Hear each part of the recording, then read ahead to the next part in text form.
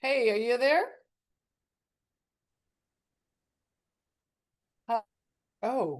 Let me see if I can do this. Can you hear me or not? Oh, my I volume's down. One can. second.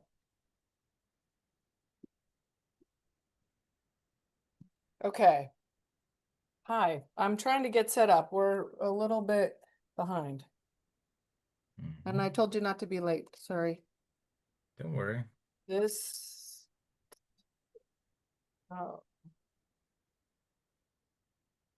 Oh, that's pretty cool. Is that what you give to all the people, the Uno's clothing? no, this is just our little office.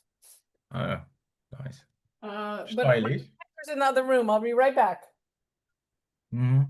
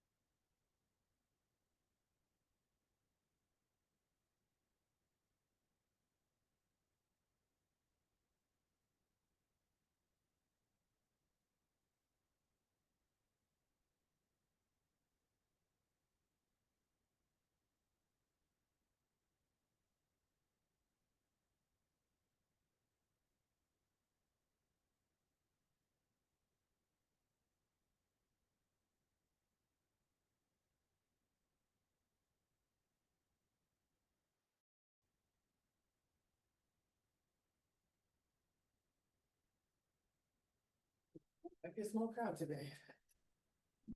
All right, now I'm gonna try to get you on the big screen. And hopefully my computer is kind. Okay. Oh, what do you want to show? Let's show. Let's do that one. No, let's just show the entire screen.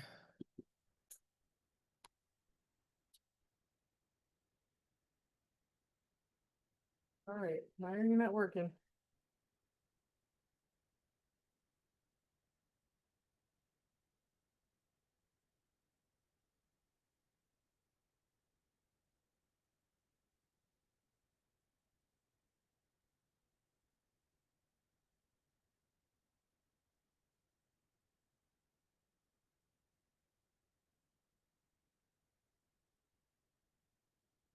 Oh my God.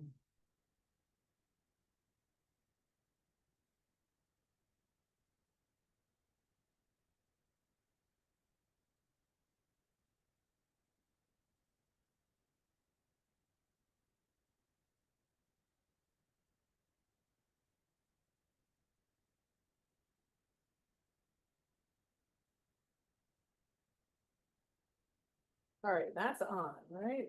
Okay, yes. Okay. Hi, how are you? Good. Good. You excited for MFP sesh? Oh, always. Okay, let's do view. Speaker. How are you? I saw you running on the beach this morning. I'm Susan. Yeah. It's dark though. It's dark. Was it dark? No, it was like 6 a.m. Oh, well, see, okay, I have to be here. I have to be here early, so I can't, because yesterday I got up, I'm like, oh, it's really dark. We're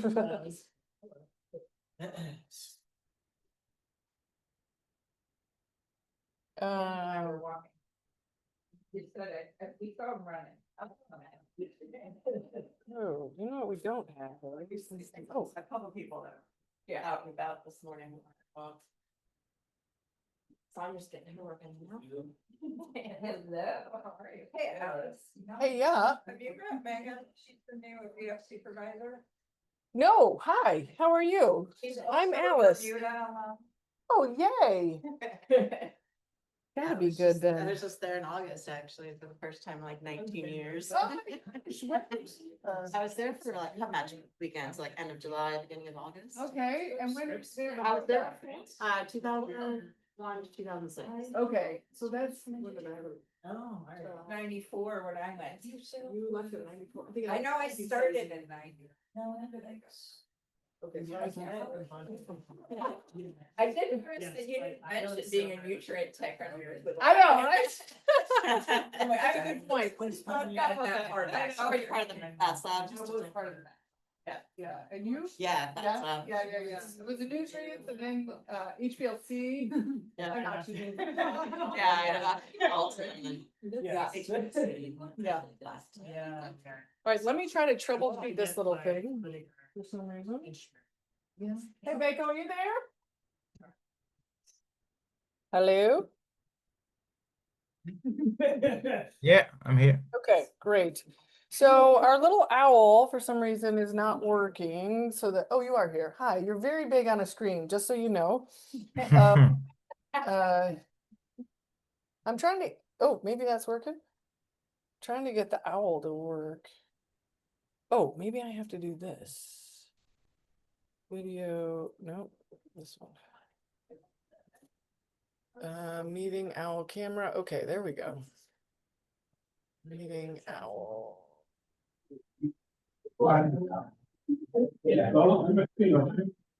Oh, we're getting lots of people. So, okay, can you see a little bit? You can see the owl. I can see you. Oh yeah. Now I The, can't see anything anymore. oh, I just turned off my video.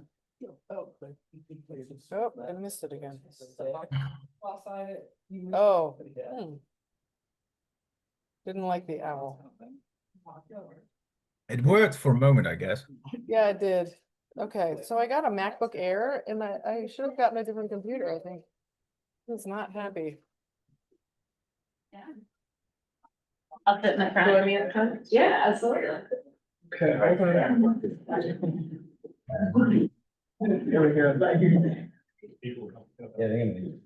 Yeah. Three. Okay, there you go. You got it, right? Yeah. Okay, great. Have a great crowd here, Beiko.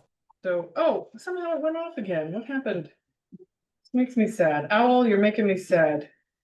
Oh no, it's there. Go now.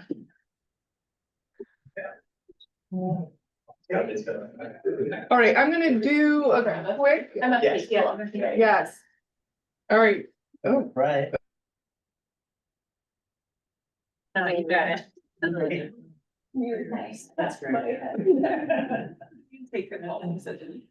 all right, I'm excited to have you guys all here. We are specifically going to be about the inventory management section of MFP. It's not going to be a how-to, but more about what it is, how it can work, how it works with the other modules. And we have Beiko Maas from the developer here online. Sure, feel free. Oh, it doesn't matter.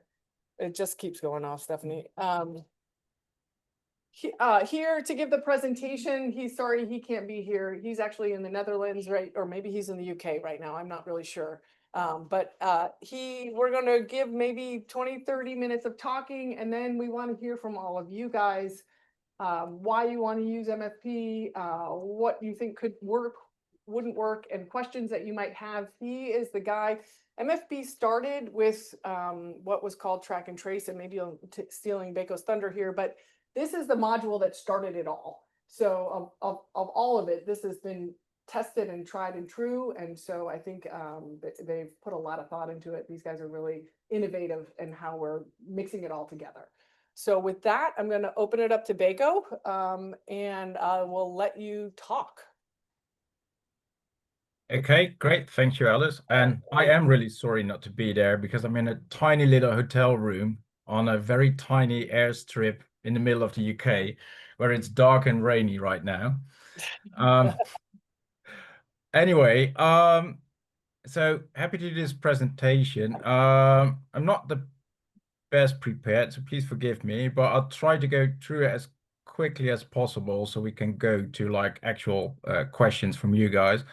I'm not like Alice, can you just hear me all right? Or We can. This owl is not behaving very well, but I think you're working through the owl now, so go for it. as long as it's just the owl, I'm fine. Yeah, so I think Alice, you already introduced me, so we could skip this part. Let's do that. So for today, as Alice was saying, I will go over all of this like very quickly so we have more time to have a discussion on, you know, how it could be useful for you guys. But I quickly want to kind of go to the main aspects of the system. So it's basically what is the inventory management, a little bit history. I want to show the equipment overview and how you actually enter equipment into the system. Want to talk a bit about maintenance and the logistics component of the system as well. And some of the integrations we have done with other institutions of getting cruise related information back into the inventory management. So that's in a nutshell what we're going to talk about today. I'm not sure Beiko how many people. is not Yeah. be our friend, unfortunately. Can you start talking again? For some reason, it just keeps clicking out. We'll see. Okay.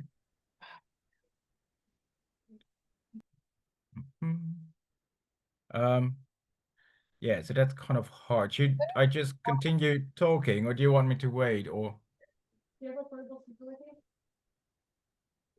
Maybe. Okay.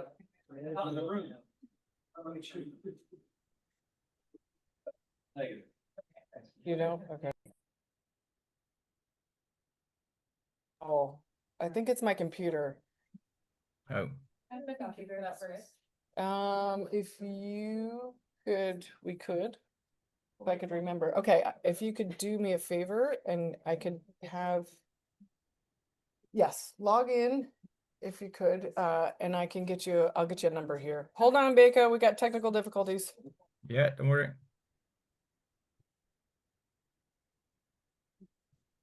I'm gonna unplug you. We're gonna use Kristen's. I could still do that, if you could do that. Hopefully this will work. Yeah. Okay, so tell me when you're ready, I'll give you a number.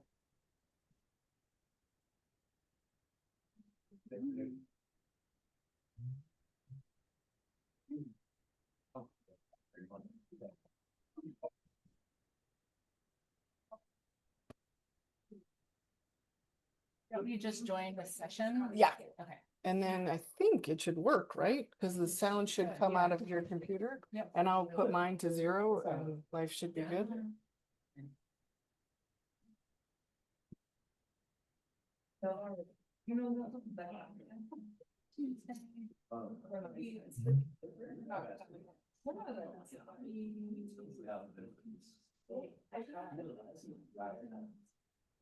Almost there.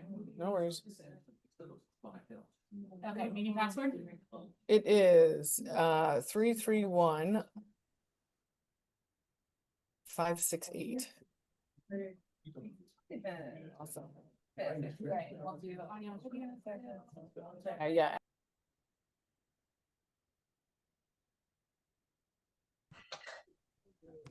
Hey, can you hear us okay? Yeah. Turn down your volume. Otherwise. Okay. Try again, Beiko. Yeah, I can hear you guys now. Oh, wait, Still no owl, I guess, but one second. Hold on. Okay, how about now? Try that. yeah. Does this work? Yep, absolutely.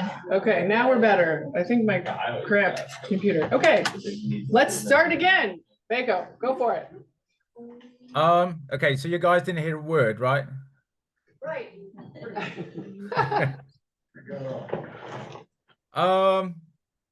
Okay, I basically decided to skip this bit because Alice already did the introduction. And here I was telling what I wanted to discuss. So basically, I want to do a quick overview of how you enter equipment in the system and the fields that we have. I'm going to talk a bit about maintenance within the system, and another part is logistics. And in the end, I want to talk a bit about what we did with some other institutions where we are plowing back data from the crews into inventory management. So, as I said, I want to do this quite quickly so we have more time for questions and actually see how this could potentially fit your work. So, um,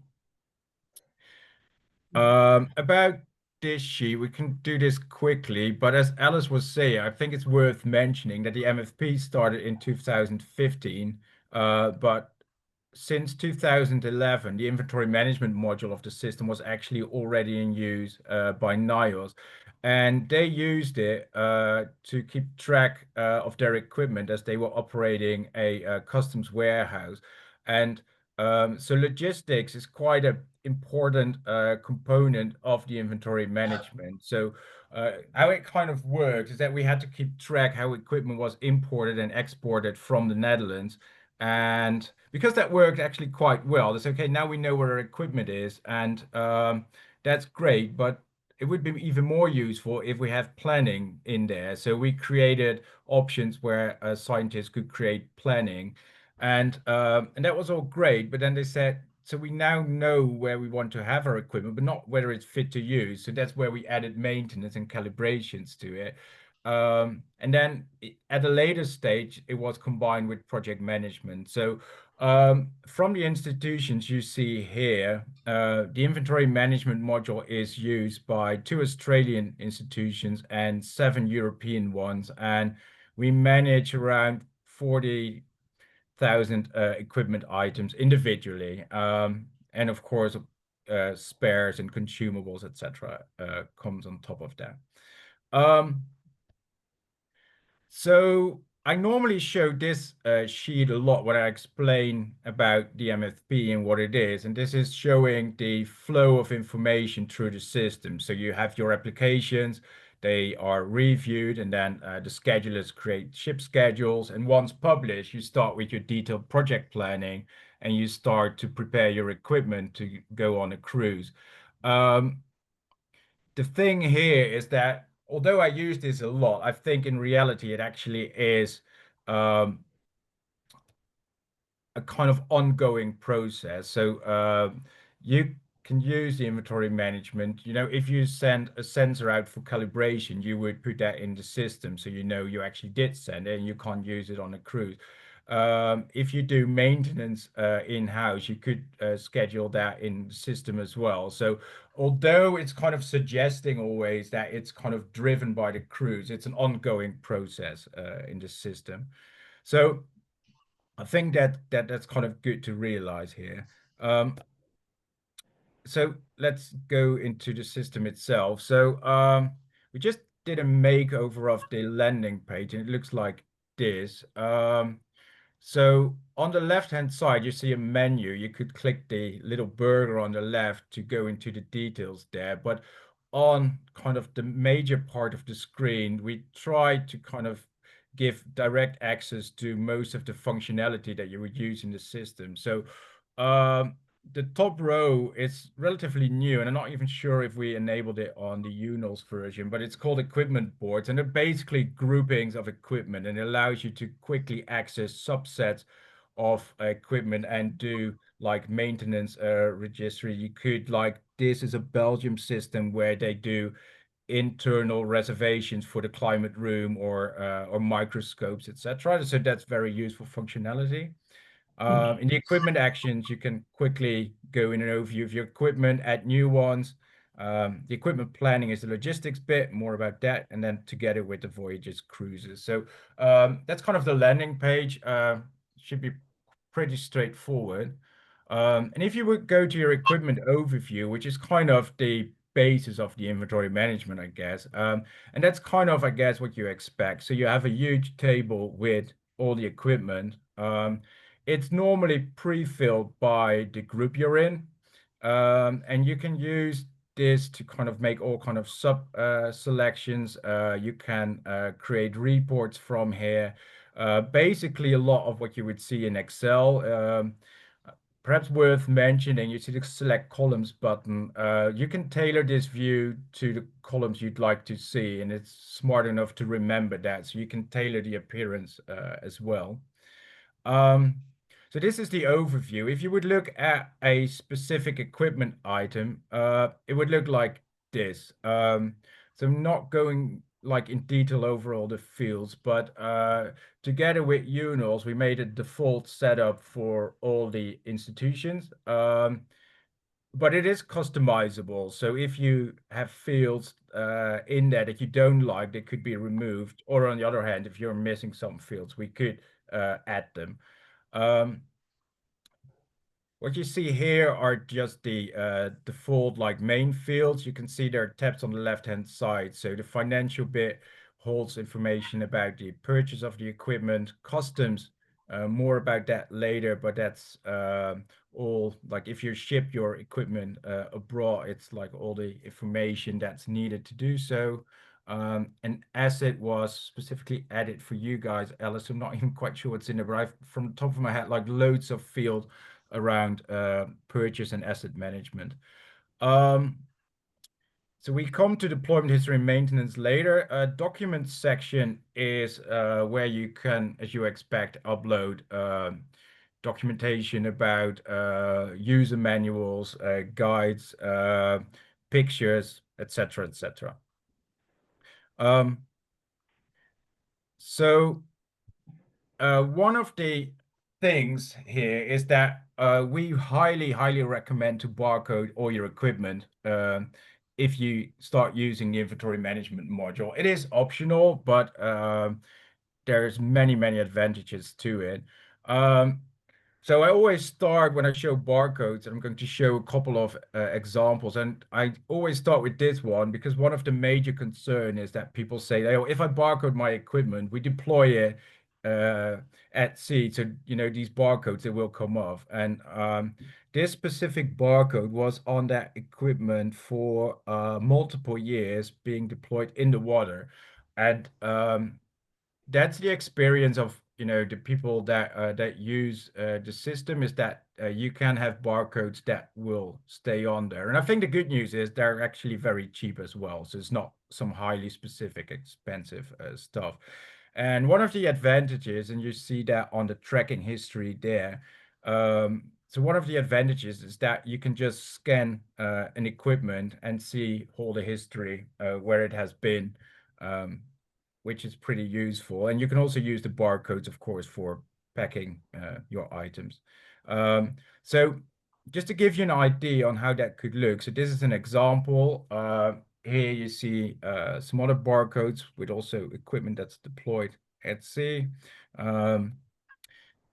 This is an important one as well to kind of highlight the concept of the system. So when I talk about equipment, it's like individual items, and the system is built as kind of a Russian doll, like around the Russian doll principle. So you can have equipment that's within an equipment and within an equipment. So in this case, you see the barcode here on this, on the frame basically, and then you have a sensor, I think it is, in there deployed. So if you have an ROV, for example, it would consist of many different individual items, and all these items will have their own track history, their own maintenance, etc.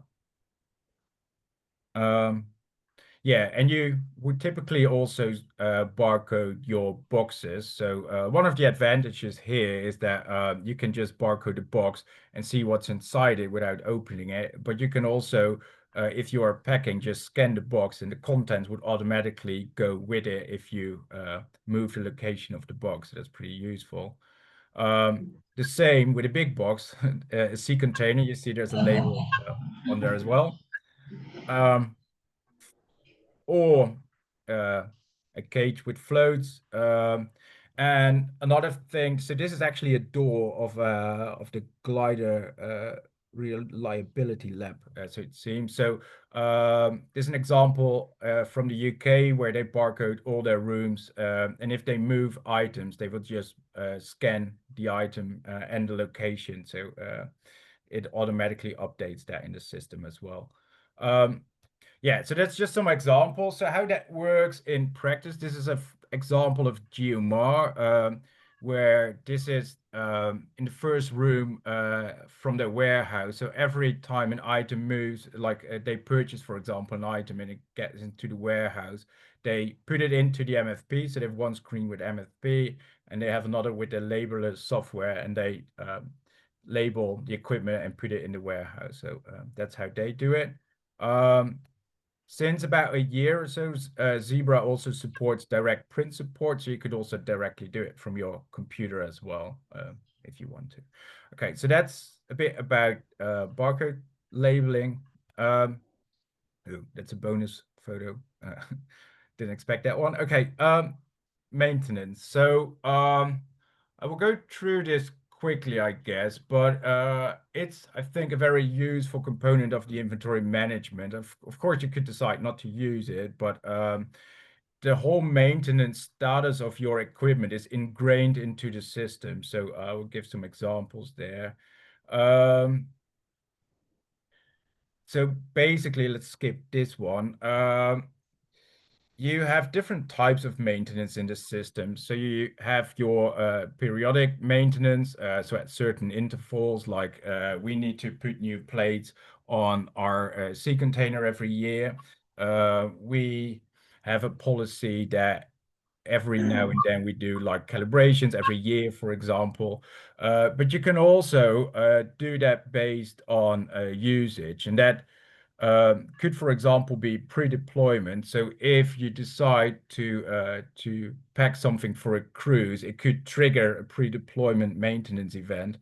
But you could also do that post-deployment, especially with what I will discuss later, where we get information from the cruise of the actual usage of equipment. You can actually, for example, say, okay, if we take something on a cruise, after the cruise or after a deployment, I want to clean it, or after a certain number of deployments, we want to do a recalibration.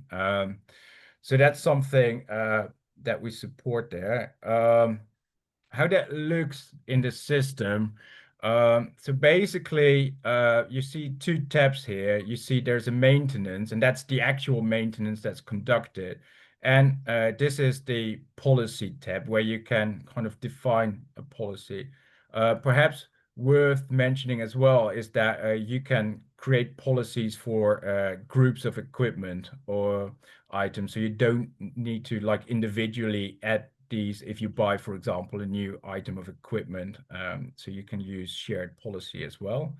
I will share this presentation like after this meeting, so you can look into it into more detail if you want to. This is a very simple example of how that could look. And this is kind of the job description. So one of the things you can do is not only kind of create the policy as I showed on the previous screenshot, but you could also actually create a job description for a technician on, for example, how you do it. You can see you can upload files there as well. So that might be pretty useful as well. So that's kind of scheduled maintenance, and you also have corrective maintenance. So stuff breaks down, and you can go into the inventory management and either kind of add the corrective maintenance event where you say, okay, I'm just, or I now start working on the maintenance, or I just conducted maintenance. That's what you can do there. Or you can also plan the corrective maintenance. So assume you're on a cruise and your equipment breaks down. You can register that either directly in the system or using a mobile app. More about that later. And you can just plan it, and you could say, okay, this needs to be done before a certain due date. You can put in the time that you think that the work will take. And you can, for example, say, okay, there's a due date, or you could say this needs to be done before we will use it again. So before the next cruise, for example. So that's about corrective maintenance. Another way, so where maintenance is popping up and where you can register it. So when I showed the overview screen, I said there's something called equipment board. So this is an example of an equipment board. It's data loggers as they are used by GMR in Germany. And you see some things going on. So you see the availability row on the top, and that is the availability of that subset of equipment. The green one means you have more than, I think, 60% of your equipment available. Then the orange one is 80, and you can see the red one means basically all your equipment is booked out. And the maintenance here comes back. You see these sort of milestones with an S, and they're kind of maintenance events. You can see before they send it out to this transport and this cruise, which is basically the line that you see here, that basically usage on vessels. And then you see the maintenance events there. So you would be able to click on it to see what the actual maintenance was, but you can also select equipment or even multiple items here using the checkboxes to add like maintenance that you conducted. So that's one place where it comes back. You can see it highlighted here. So that's one of the things where maintenance is actually integrated into overviews, in this case of equipment usage. Another thing where it comes back is if I start making a planning or plan list for these boards. I have a better sheet about that later, so skip this one. And I don't want to spend too much time, so I think I can perhaps even, Alice, leave these here. But basically, this what you see here is like how you can register maintenance that's part of a policy. What I think is important to know is that you can subscribe yourself to certain equipment if you want to receive notifications when maintenance is due. And you could do that on individual items, or and that's the blended in screenshot below. You can select from the equipment overview using filters like subsets of equipment, and then use the bulk edit to bulk subscribe you to all the equipment you're interested in. And if a maintenance event is due, you will get an email that looks a little bit like this. So you see the equipment that it's about, the type of maintenance, and you can see the please open this task. And if you click that link in your email, you would automatically, of course, be directed to the maintenance task at hand. So yeah, so that's the maintenance component. I also mentioned the mobile app. So here's some screenshots. There's actually we just released a new version. So these are screenshots from that new version. You can use this as a barcode scanner. So it's fully functional. You can also use dedicated barcode scanners. You have to buy Zebras, but then that would work as well. But when we go back to maintenance, and the screenshots are still old, but you would also be able to use your mobile phone to register maintenance. And this also works offline. So you could use this on the vessel as well. And it would be synced the moment you have an internet connection. And this is, for example, pretty handy because you can also attach photos, for example. Okay, so that's kind of equipment overview. We discussed the maintenance, and another very important part of inventory management is logistics. So the system is able to show you where your equipment has been, but in order to do so, you need to register it. And the main reason that we use to do this, as I said, is for customs purposes, but there are of course many other reasons why it's handy to know how the utilization of your equipment is. So in order to kind of do this, register the movements.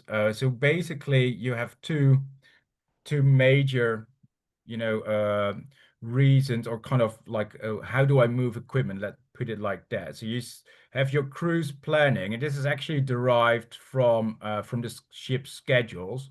If you are supporting cruises on not like non UNOS vessels, you can manually put these in as well, of course. And you can see the second part here of the screen, the transport planning. So basically, you could directly mobilize or demobilize on the vessels, or you could use the transports functionality. So how does that look? So this is an example of a transport, and this is one from the UK version where they actually have carbon output as part of, like, so they have like a module that calculates the carbon output of like all logistics movements, which they have to report to the funding agency.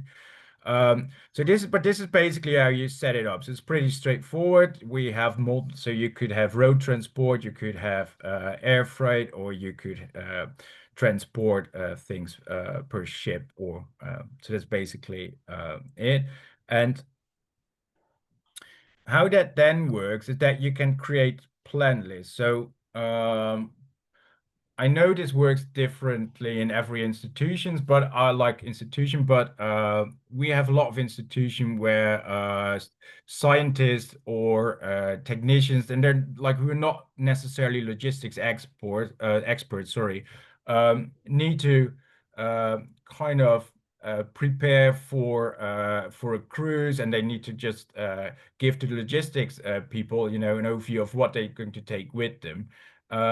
So this used to be an Excel exercise, and what we created are plan lists, and you can see an overview of them below. So you can see multiple people can create an plan list to link to one transport, or to a cruise mobilization. And so when you add all these different plan lists, the system can create different reports based on that. So it can create shipping labels, it can create customs reports. In this case, it's the German system. They have export control reports. They have third parties, basically what you would give to a truck driver or something. And you can create pack lists and loading plans, and some institutions even have more reports. So I think the point here is that we made it super simple to create this plan list. It's a drag and drop exercise, but because the system knows weights and dimensions and HS codes, and like all that information is tied to the equipment, all these documents that normally take a lot of time to compile are now very straightforward to generate directly. Just to give you an example how that looks, so this is the pro forma invoice that we generated for GeoMar for a specific voyage, and what you can see down below. So we're now looking at the summary page. Down below, you would see, the total price of what they're shipping and the total weight, etc. And then you see we create like lists per sea container as well.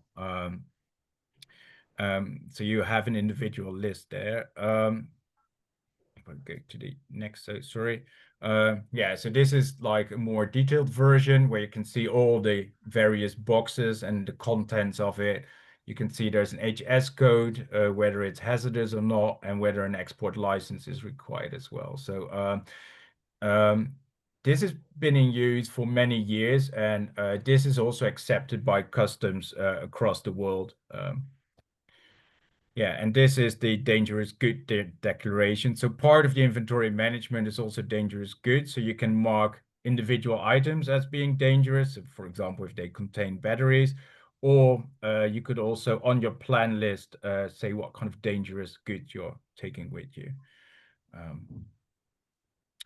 So plan list, how does that look? So here you see a plan list overview of the GeoMar system. So if you want to plan to add equipment to a transport or directly on a cruise, you basically go to this overview and click new. And here you see an overview. So of how that looks. You basically see the number of equipment, the consumables there. It's like the different icons. I don't want to go into too much detail. But if we look at, for example, this one, so this is for a cruise on their relatively tiny vessel, the Alcor. And this is how kind of this, what we call plan list editor, what that looks like. So basically, if we kind of look at what we have here, you can see here on the left side, you can see the link to like what the event is where they are planning for. So this is the Elker, as I was saying, is a relatively tiny vessel which they use for cruises that normally last like a couple of days. And then you see down below the contents of that plan list, and on the right you can see the available equipment here. You can also go to consumables tab in the hazardous materials, and this equipment overview is pretty clever. So you see this availability filter which is green. That means it only shows you the equipment that's available for usage at that point in time. So if you have for example, a cruise on one of your bigger vessels that's on the other side of the world, you can only add equipment there either to a transport going there, or if you're on like planning for that event itself, it will only show the equipment on the vessel, for example. And you can select equipment here using the filters and then drag and drop it into the contents. There's some smart stuff there. So if you put in equipment that is kind of ongoing export controls, it would automatically flag that here, for example. Yeah, so that's basically a very easy mechanism how you can create these logistics movement. So some of the Sorry, Beiko, can you hear me? Sorry, just a quick one. So just to make sure I understand. Yeah. Basically, the equipment gets put onto a plan list, as you call it, and then Yeah. you could bring multiple plan lists together to do what you call a transport, or to put that onto a specific cruise. Is that right? Yeah. And so, like, do people use the plan list as like, this is my container and this is all, or is that more of or is it like, this is what in this box, or how does that? Yeah, so what you can see on this example here, you can see these little purple icons on the left, right? And they're actually boxes. So it's in German. I will translate. So this is like a box with a bongo net. And they have a box here with like consumables. So basically, it's again the Russian doll. So you could theoretically already start packing a sea container. And that's actually how some institutions use it, where it's okay, we're going to ship 2 sea containers, and people can actually say what they would like to have in these containers. So you can pack your alu boxes with your pre-packed sensors or your consumables or wherever, and just so it may sound like a lot of work, but it's actually quite a quick process to do that, because a lot of people have their boxes, for example, pre-packed, so they just select them and put them in there. And yeah, and you could also, if you take the same stuff over and over, you can duplicate your plan list, for example, and just remove the stuff you don't use, or just add the 2 or 3 boxes you now bring and normally won't. So it's quite a straightforward and flexible process. It may sound very complicated, but it's not. Yeah, no, that's great. Okay, thanks. Keep going. Yeah. Yeah, so there's some more, like so for some institutions, this is like really key to their operations. I'm not sure if that's the same like for how you guys operate, but one of the things, for example, is that when you can lock a transport if you kind of go to customs, say, okay, I'm going to transport stuff out of the country next week. There are many countries where they actually have customs checking it, so you can lock down these transports, so scientists or technicians can't just make manipulations of that. So and that's one of the things I'm really interested and curious about, like when I'm done with the presentation. So many of the bigger institutions, they have like people responsible for logistics, who set up the transports, who are responsible for communication with customs, sending out the pro forma invoices, etc. So I'm curious how that works in the UNOS world. So that's one of the things. I'd love to discuss. So, yeah, and this is just again, I'm not curious. Yeah, well, carbon is in some countries a big thing, and they need to report on it. And this is just showing the footprint of the UK logistics for I think 23, 24, and you can see all the road, air freight, and sea freight all over the world, and you can see number of transports, and that's part of the reporting. So another um, thing. So equipment is always on a location. And so one of the things, remember the equipment board I was showing about equipment utilization and do we have equipment available? So for some institutions, they have a lot of equipment linked to long-term deployment. So it could be buoys, moorings, stuff like that. And so that is something you can manage in here as well. So this is an overview table, so you can plan your long-term deployments. As you can see from this table, you can assign equipment to it.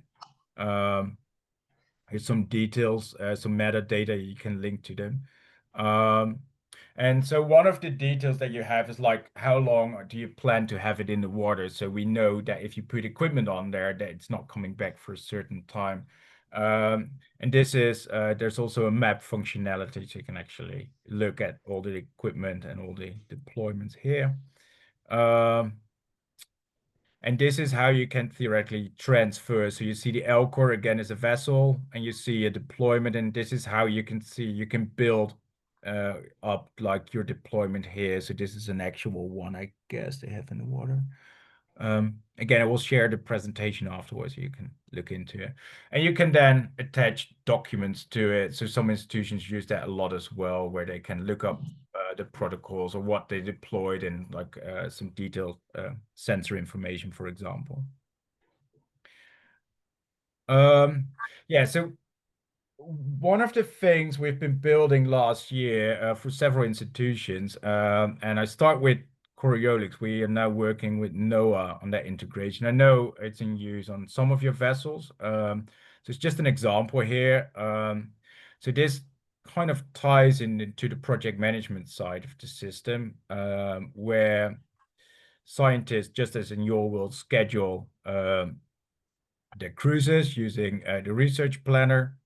And they tell what they would like to do on each of the locations using these pop-ups. And they basically have something called performance metrics. And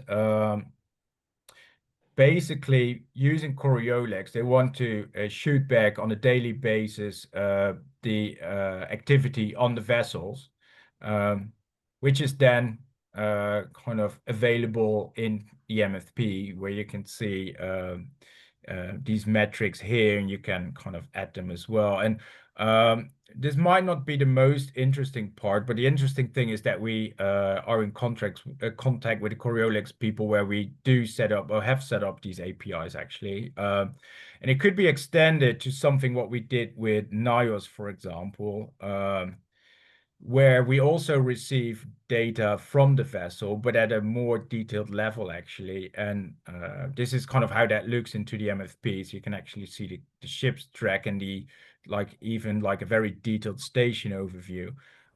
But from the level of detail that we get back from them, we can actually link that back to actual equipment.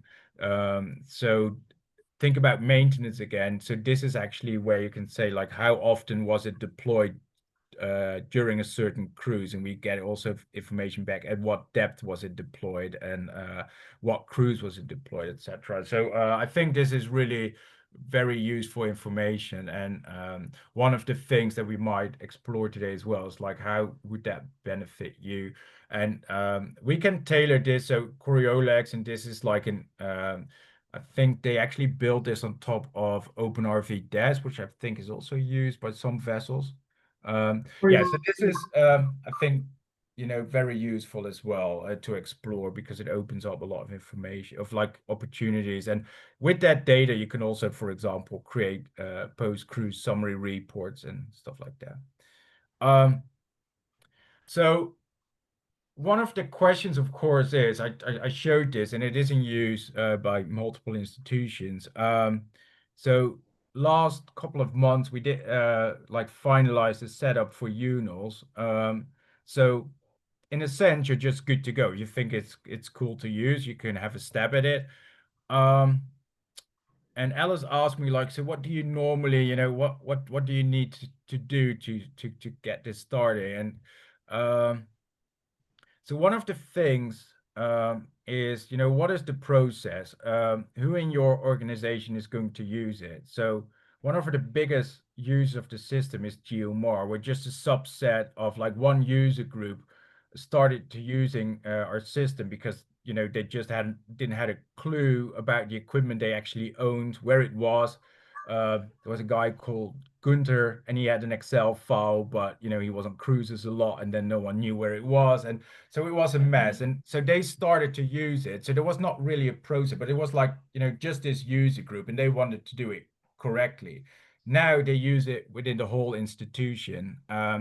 And there is actually a process to make that work because they have hundreds of users and over 14,000 equipment. So there is a pros. They have like a logistics expert, there is a customs expert, and they all work together. So that's kind of a thing to think about. How would we, use this in our institution? And is there a process, and how can we, implement that?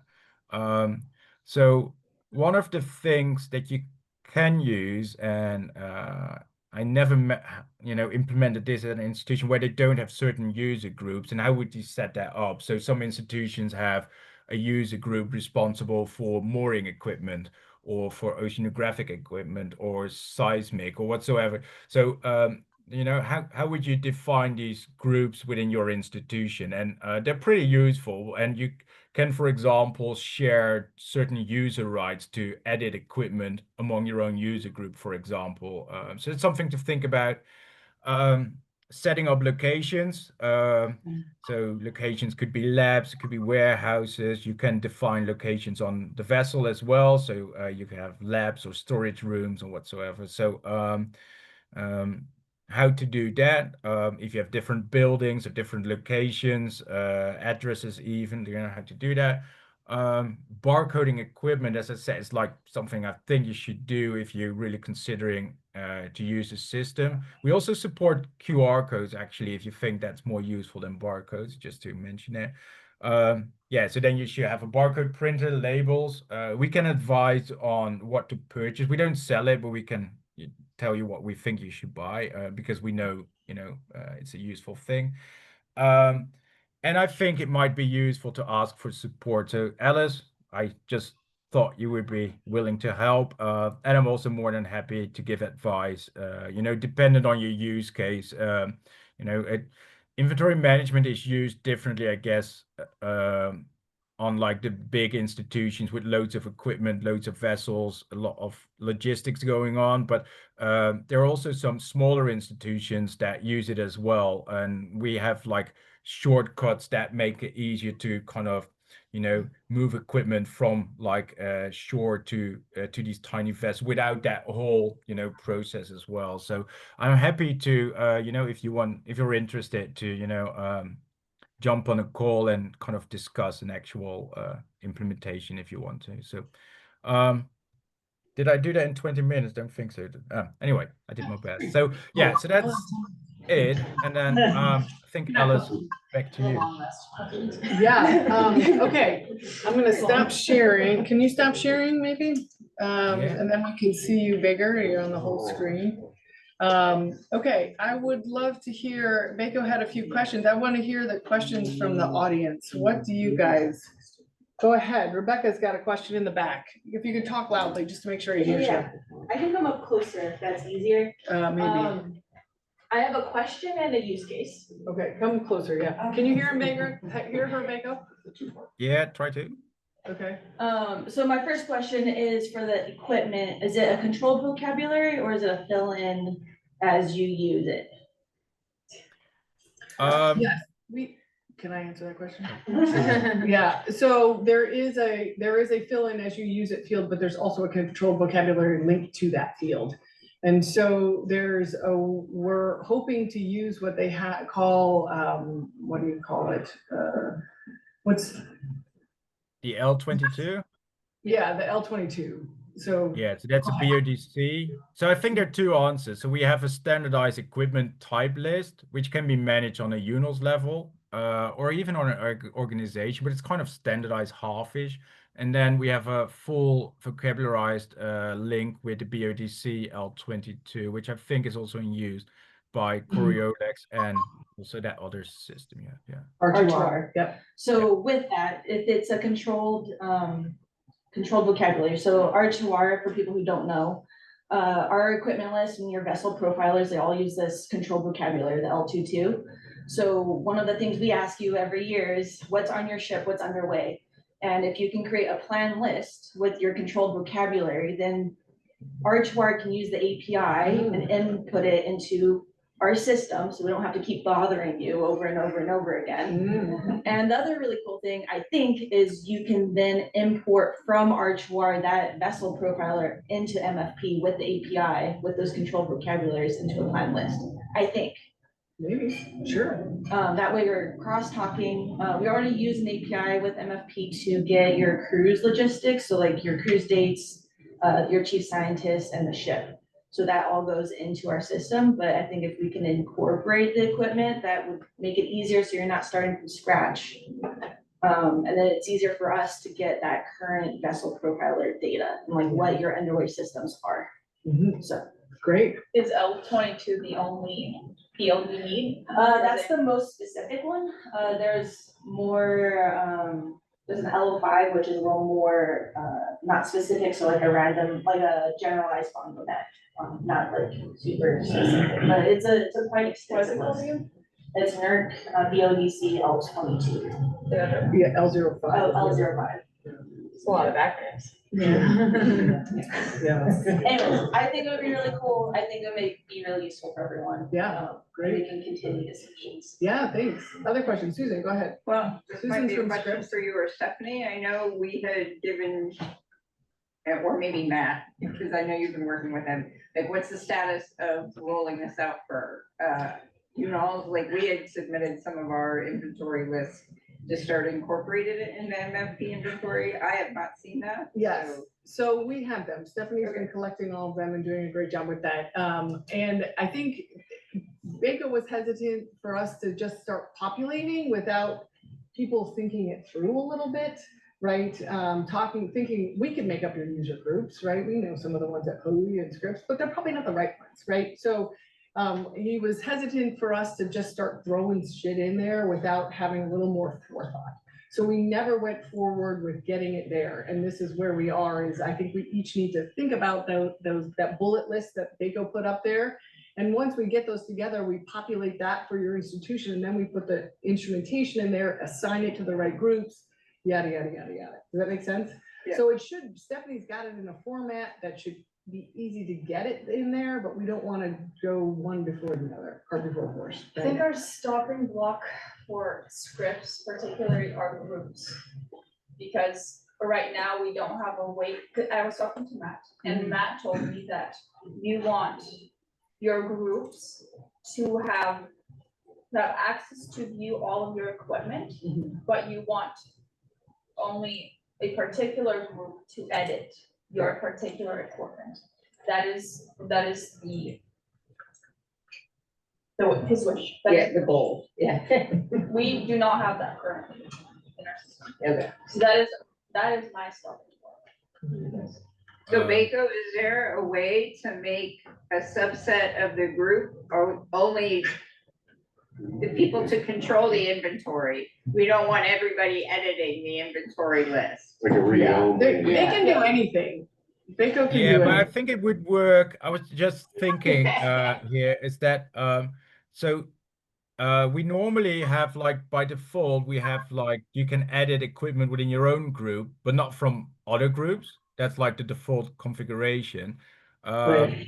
But you can also allow people on an individual level to be able to edit all equipment. So theoretically, you could create an admin group, and have, and then they would be able to edit everything, and then we would disable editing equipment for all other people. So that would be a way of dealing with that scenario, I guess. Okay. Great. Gabe was at first, and then we'll keep going. We got a lot of questions, so we'll keep moving. So, a lot of this functionality is duplicated in Coriolis. You can do inventory management, check in, check out sensors, put their location on there, out for calibration, et cetera, associated cal documents. This feels like kind of the back end, like shipping and logistics and stuff like that, whereas Coriolis is the front end, which is associated with the data and coming from those sensors. On the back end, that requires like the warehouse manager to buy into this, which is never gonna happen. I'm sorry. Brian is gonna have a fit when I try to get him to do this. There's people at UAF, you know, at facilities that I never talk to that are gonna say, you want me to do what? Absolutely not, there's no way. And no amount of pushing am I gonna get them to do some of these shipping logistic inputs into this program. So I would say that for us, the logistical part of it holds a lot of promise, but it's gonna be a big challenge if that's really something that we want to do as a fleet for the individual institutions to weave this into the background. Yeah, but it'd be so much helpful to be able to create those pro forma invoices when we do have to ship internationally. I think this is also speaks to very different use cases, because, you know, Gabe, you have held the position I'm currently in, and I do all of that. Like, this would be easy for me because there's no like facilities person inventorying my warehouse. So yeah, it seems like there are different use cases where different people, it's in some places the marine tech is gonna be responsible for this. In other places, maybe there's a facility person who's like a forklift operator more than a inventory management person. Yes, and the thing too, though, to think about is Coriolis is sensors, right? So you guys have a lot more than just sensors. And so there's, I guess, part of my thought is that we would crosstalk the items that crosstalk with Coriolis, crosstalk that to MFP, and then there'd be other stuff in MFP. We haven't worked out the details of maintenance and that sort of thing, of how that would be crosstalked between the two. But the plan is to have that available. But yeah, this is news to me, Gabe, that you would have to, it would be really hard to implement. So that's interesting to hear. I mean, do you have any stories, Beiko, of other institutions that really couldn't get people on board and now they love it, or? I think it does save a lot of time in the end. So I think with big implementations, there's always people that don't like it, you know, and it needs sometimes some persuasion to do it, but in the end, the institutions that do that do use it, they also love it, because like I said, it's for the technicians or the scientists that have to do their planning in order to create these pro forma invoices. It's really straightforward, and for the logistics people, they get like the same coherent input all the time, so they don't have to, you know, merge manually all kind of different formatted documents and squeeze that into one thing. So I think there's loads of advantages to it, and sometimes people need to see that first, you know, before they believe it. So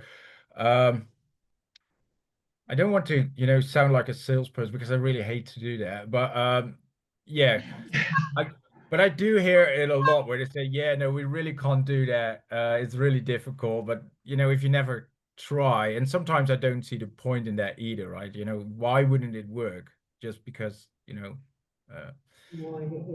yeah.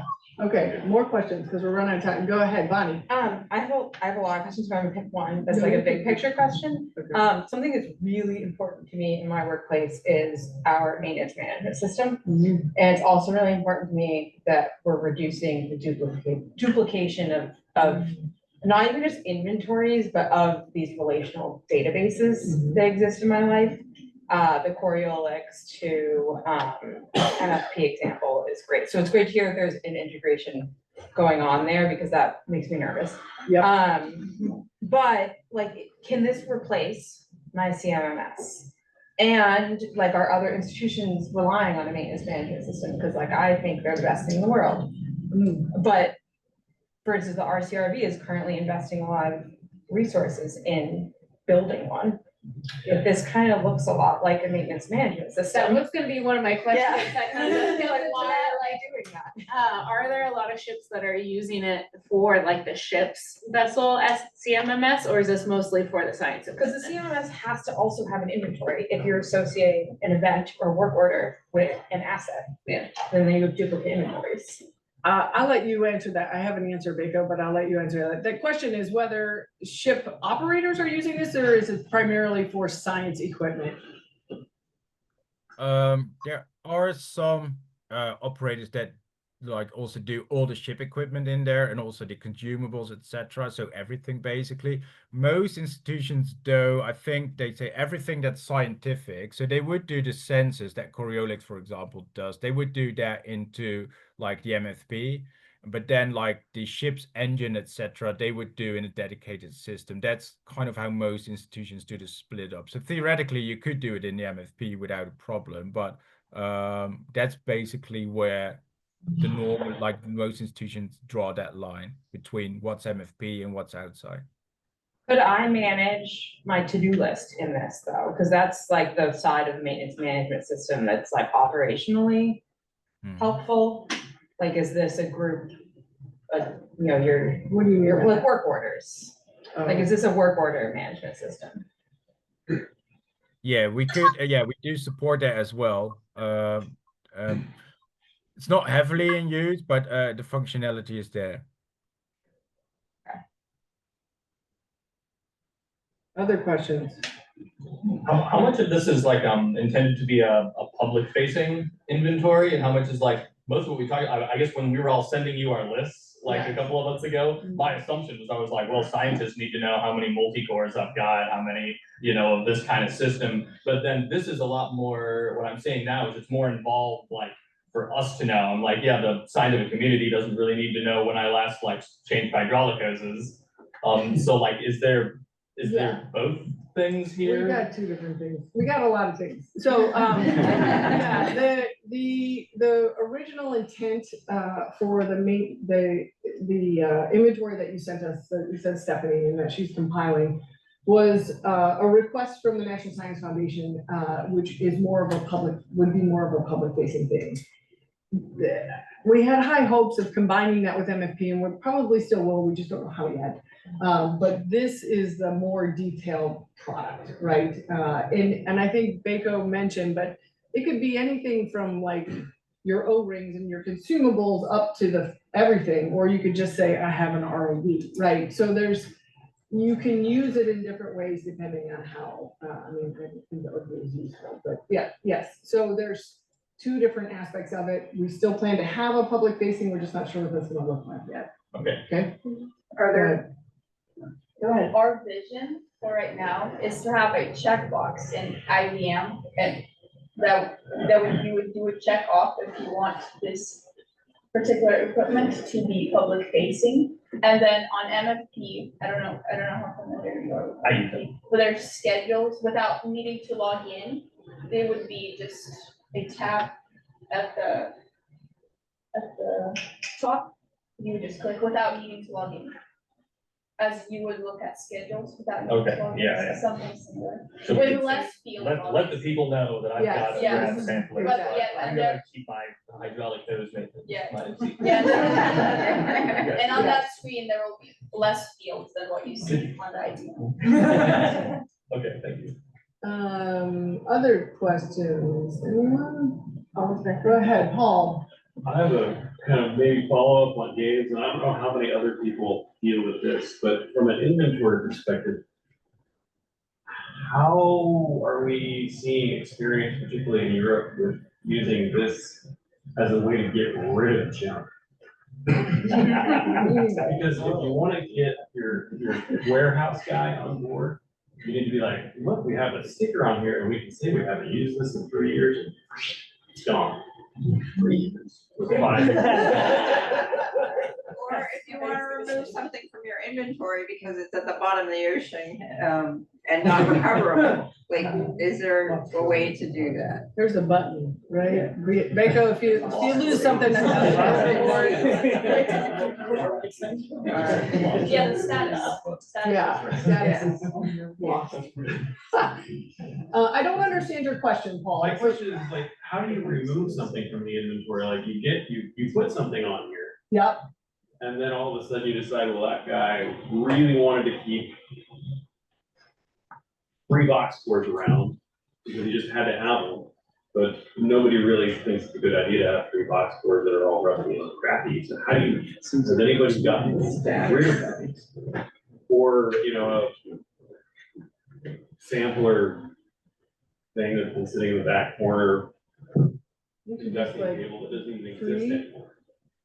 Isn't there, if the status button again, couldn't you just say retired? Yeah. as part of your status? Or it also sounds like with that barcode, if no one's actually using it, then it'll say that the last status was, 15 years ago, and that no one's used it since. I'm feeling like I might have to go through the trouble of barcoding things in order to get through it. Oh, no, I say just throw them out.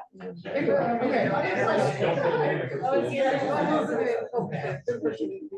Go ahead. So looking underneath, like under a piece of equipment where you can like assign usage, right?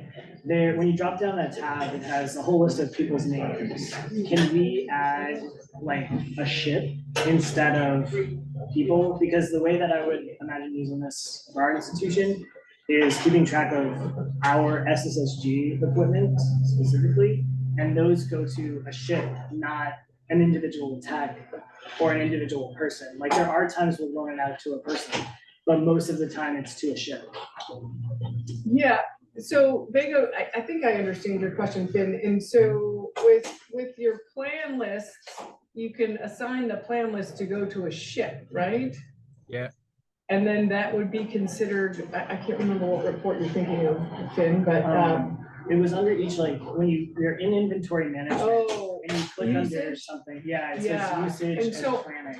how is the usage tracked there, Beiko, from an individual who's? Yeah, it's actually a funny question because we created the usage table because someone was making humans into a location, which had, which had some complications, and this is the first time someone wants to do it the other way around.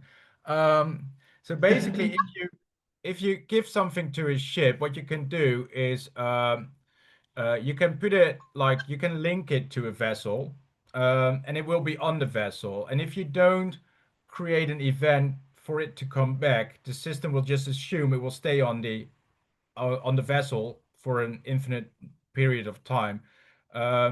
So if you go into your equipment table, you can just select, what's all my equipment on a certain vessel, or what's all the equipment, on a vessel per se. So you can, that would be the way I guess you would manage that, if that makes sense.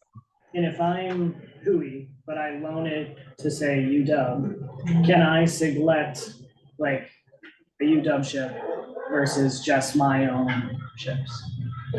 Yeah, we're trying to figure that out. He's saying if he's from Woods Hole and he's shipping equipment to University of Washington to use, can we do that within the system? And I think the answer is yes. Yeah. But go ahead. Yeah, so I think that's one of the benefits of like your system compared to the European one, because it's one big umbrella. So you could have the ownership of the equipment would be your institution, but it could be on any vessel in the fleet, and that would just be the location, right? So it could be on a cruise hosted by like one of the other organizations, but the ownership of the equipment is still yours. So it could go on transports, created by another institution, could be on a cruise somewhere, and then in the end it comes back, to yours warehouse. So that's kind of how it would work. Great. All right. One more question, Emily. Mine's super quick. Is there a limit to the number of assets you can add to the inventory? No. Limitless? They just charge Maybe it. there should be. Yeah, Oh, yes. it's like, oh, if you have over 1,000 pieces of equipment, then you're in another tier payment. But it's okay. You don't, you don't worry. That guys, is, don't worry about it. yes. It's all us. Okay, well, we hope that this has been interesting at least and kind of let you get under the hood of inventory management. We're happy to support anyone who wants to go down this road, and we'd love to talk to you more about it. Stephanie's here, I'm here. And if you have a smaller ship and you're saying, oh, I don't need all this stupid whatever, you don't ship your stuff around the world. As Beiko said, there's still a use, right? And yes, your spreadsheets might be working just fine, but wouldn't it be cool if it was linked to a scheduler, linked to your ship? So there are better ways to do things. So thank you guys for showing up. And let us know if you've got questions. Something like this.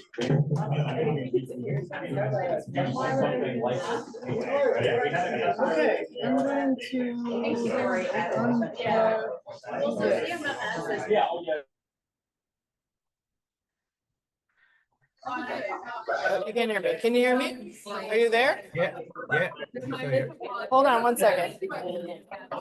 Let me go back.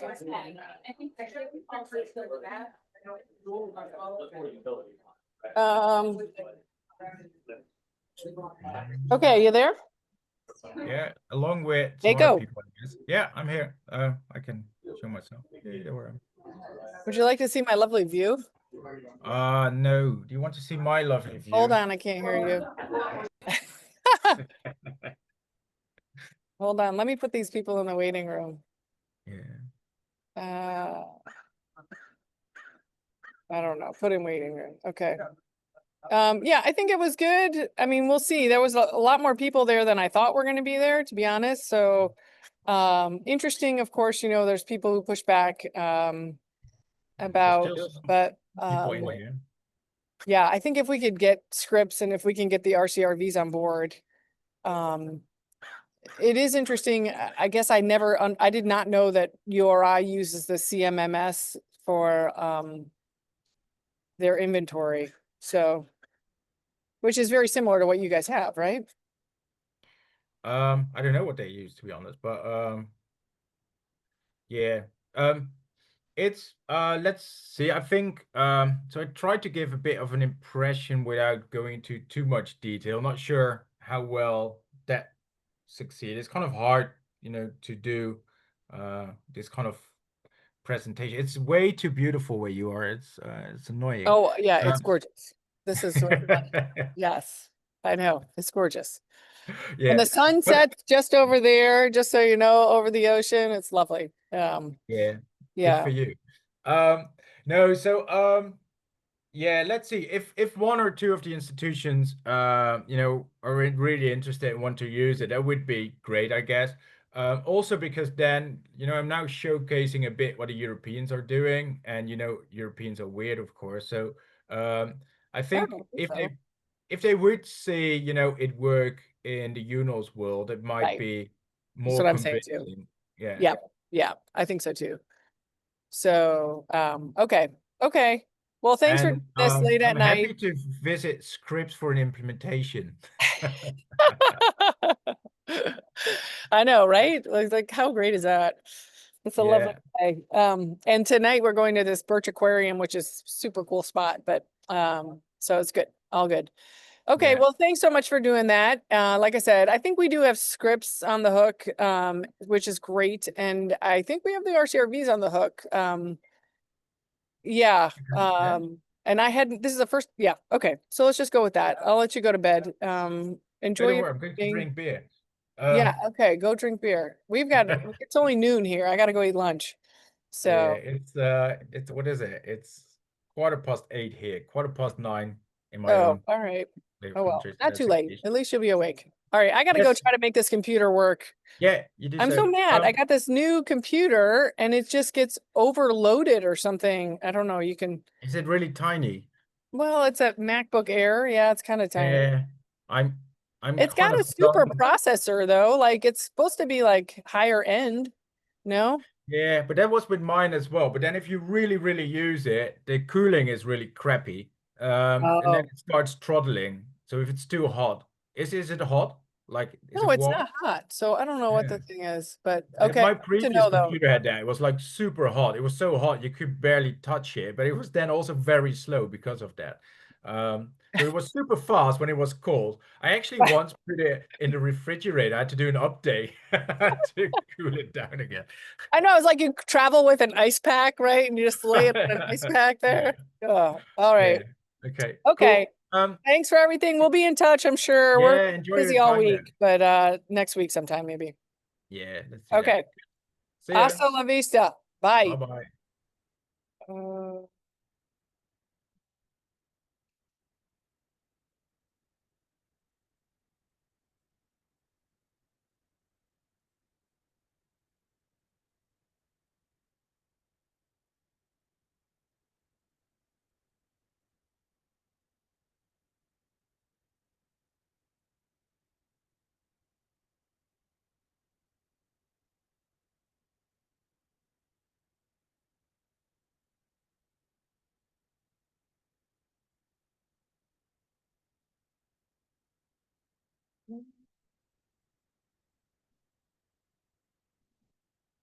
All right, that seems to work.